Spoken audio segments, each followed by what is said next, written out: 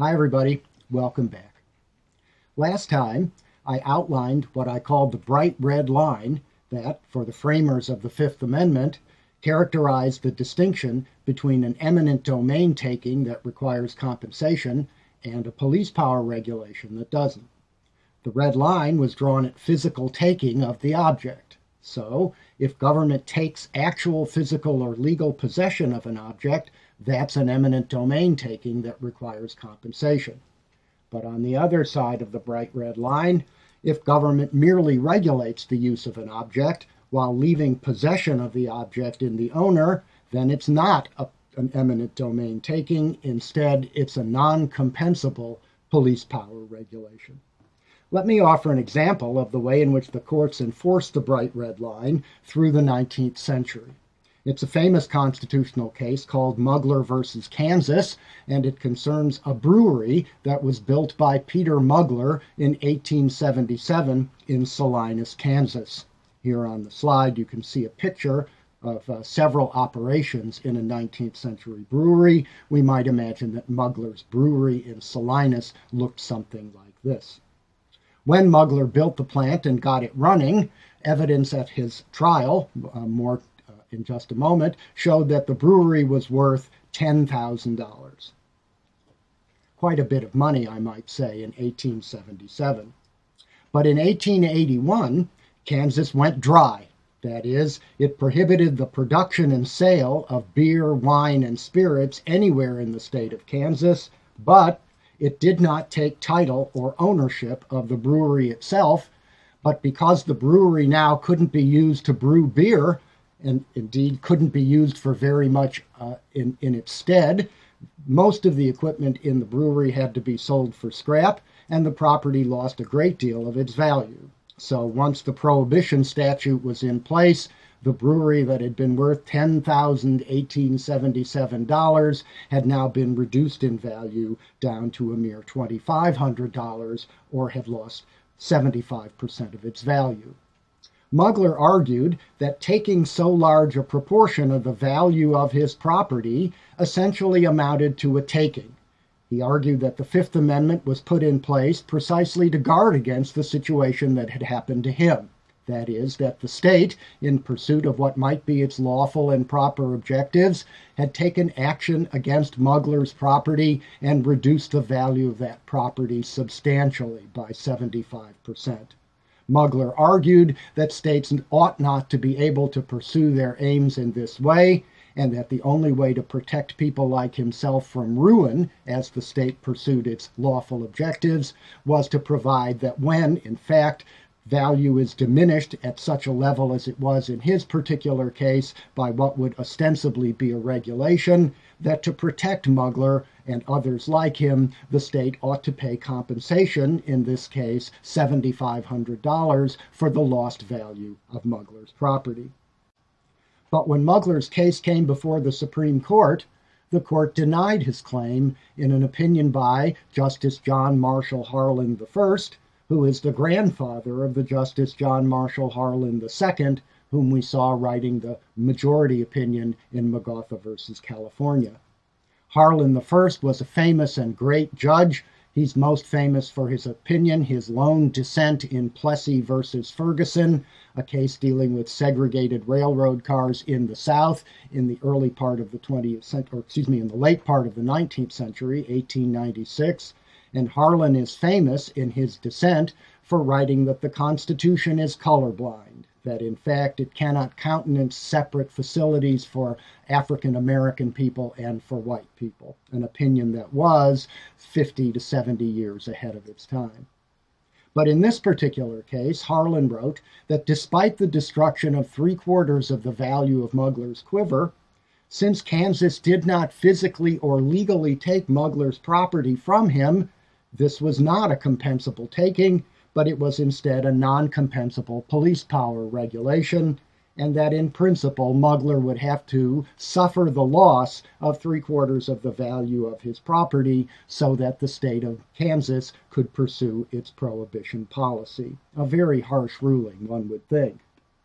Indeed, after the Muggler ruling, I think not because of the Muggler ruling, but after the Muggler ruling, as we've said earlier in the course, a newer theory of property rights, the one associated with the metaphor of a quiver of arrows, was being developed. In the United States, one of the principal theoreticians behind the new view of property was the economist Richard T. Ely, who was the first president of the American Economic Association, a progressive economist, a Christian socialist, and a utilitarian, a Benthamite, but despite being a utilitarian, he was no friend of aggressive government.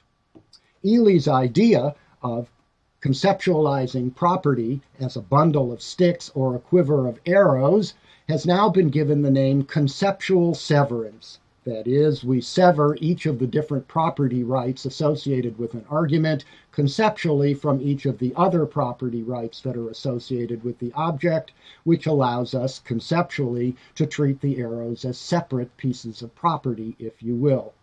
This was Ely's idea, and Ely argued that every regulation of the use of property amounts to the taking of an arrow, the value of which, he argued, should be fully compensable. So indeed, though he was a utilitarian, he argued for a view of property that would make it more difficult for the state to use the police power without compensation and would tend to push them toward the eminent domain power, which requires compensation, even when the state's regulation can be said only to have taken a single arrow, however valuable it might be, from the quiver of a property owner. Ely was a friend of the great Supreme Court Justice Oliver Wendell Holmes, and when Ely wrote his theory in a book published in 1914, while the book was still in manuscript, he sent a copy to his friend Oliver Wendell Holmes, who was then sitting on the Supreme Court, and Holmes read Ely's treatise and wrote back that he was much impressed by it and thought that it was filled generally with good sense. And so, not too many years later, Justice Holmes got the opportunity to put Ely's theory of conceptual severance and its relation to the takings clause to the test in a very famous case called Pennsylvania Coal Company versus Mahan, decided in 1922.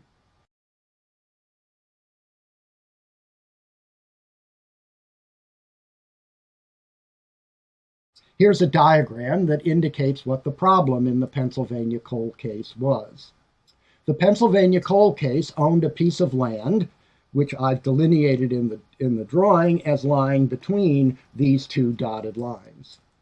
Under an ancient common law doctrine, ownership of land was assumed to include ownership of everything that was beneath that plot of land all the way down to the center of the earth, and everything that was above that plot of land all the way to the edge of the universe. So if you bought a plot of land, you got more than simply the right to walk on the surface. You also got rights to everything that was below the land down to the center of the earth, and you got rights to the airspace above the land, in principle out until the edge of the universe. And so, sometime well before the case itself arose, the coal company, which owned all of the rights to its pieces of land, to this particular piece of land, decided that it was not interested in mining the coal underneath the surface of the land for several years. As a result, it sold the surface rights of the land to a couple called the Mahans, who built a house on the surface of the land.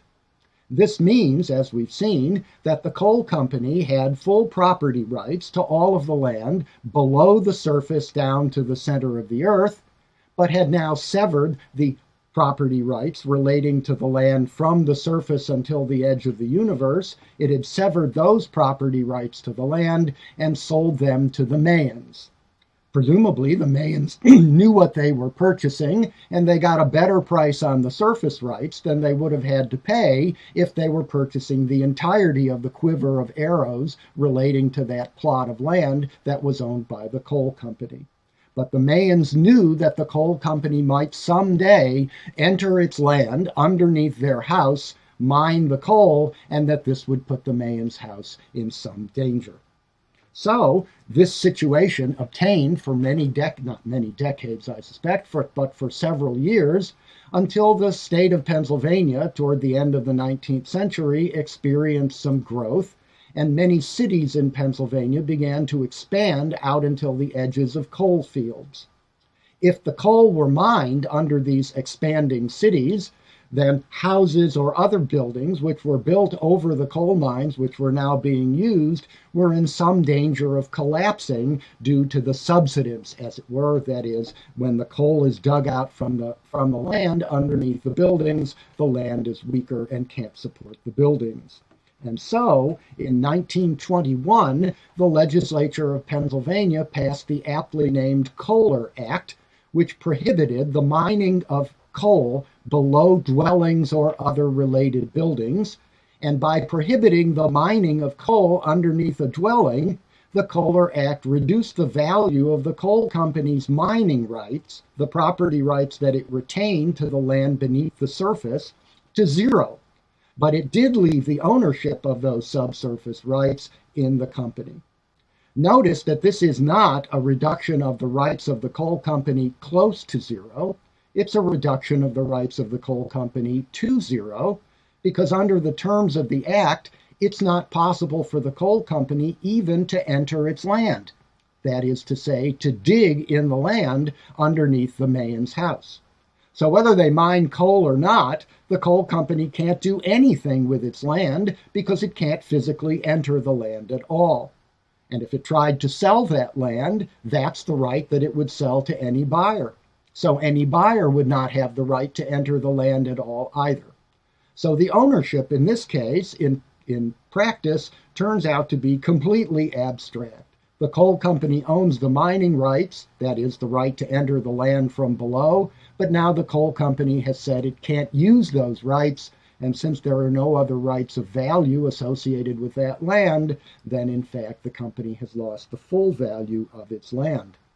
And so, much like Muddler, but with what the coal company thought was an even stronger case, it went to the Supreme Court and argued that although ownership of the land had been left in the company by the Kohler Act, the effect of the Kohler Act was to destroy completely the value of the land, and the coal company argued, as Muddler had argued, that the state, in pursuit of its legitimate objectives, ought not to be able to use the police power in this way.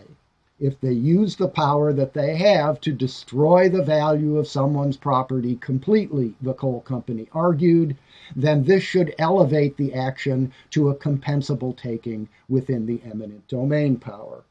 And when he went to the Supreme Court with his claim, the court agreed with him. In an opinion written by Justice Holmes, the court accepted Ely's theory of conceptual severance. It noted that the act effectively destroyed all of the value of the company's property right, just as if the legal title to that land had actually been taken by the government, even though in this particular case that had not in fact occurred. And, agreeing with the coal company, Holmes wrote that in such a case, the police power cannot shield the people from paying for the value of the rights they take. Holmes didn't doubt that the Kohler Act was a wise piece of legislation. He didn't doubt that the benefits for the people of the state of Pennsylvania that would flow from the Kohler Act exceeded the costs that would be imposed upon others in Pennsylvania by the imposition of the Kohler Act. But despite this balance of greater benefits over lesser costs, Holmes argued that it was unfair to concentrate those costs on the coal company and its small number of fellows in the way that this act actually did, and therefore this act, despite the fact that it left the ownership of the subsurface rights in the coal company, this act would not be characterized as a mere regulation in the police power, but as a taking in the eminent domain power that would require full compensation to the company for the value of the mining rights that it had lost. As a general rule, Holmes said, in place of the bright red line, if a regulation goes too far, it will be recognized as a taking. In this case, the regulation took 100% of the value of the coal company's property. Holmes, however, doesn't say how far the regulation has to go before it will be recognized as a taking.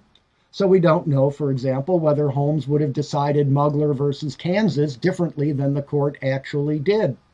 Did the 75% diminution of value of Mugler's property go too far, and thus would it be characterized as an eminent domain taking?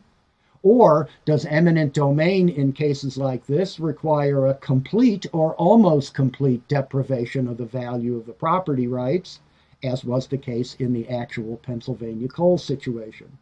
Holmes doesn't say. He simply has this case decided as an eminent domain taking and puts out the general vague rule that if a regulation goes too far, it will be recognized as a taking.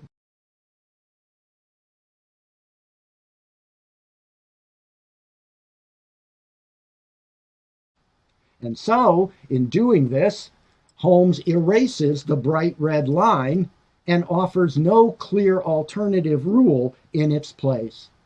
After 1922, it was no longer the case that an eminent domain taking would require the actual physical or legal possession of the property by the government.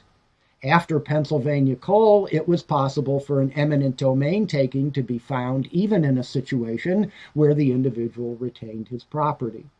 But there was no clear rule any longer after the erasure of the bright red line to allow courts, and indeed citizens in general, to distinguish between those government actions that would generate a requirement of compensation and those government actions that wouldn't. And as we'll see, this generated decades of chaos in the Supreme Court's decisions in cases involving the Fifth Amendment's takings clause.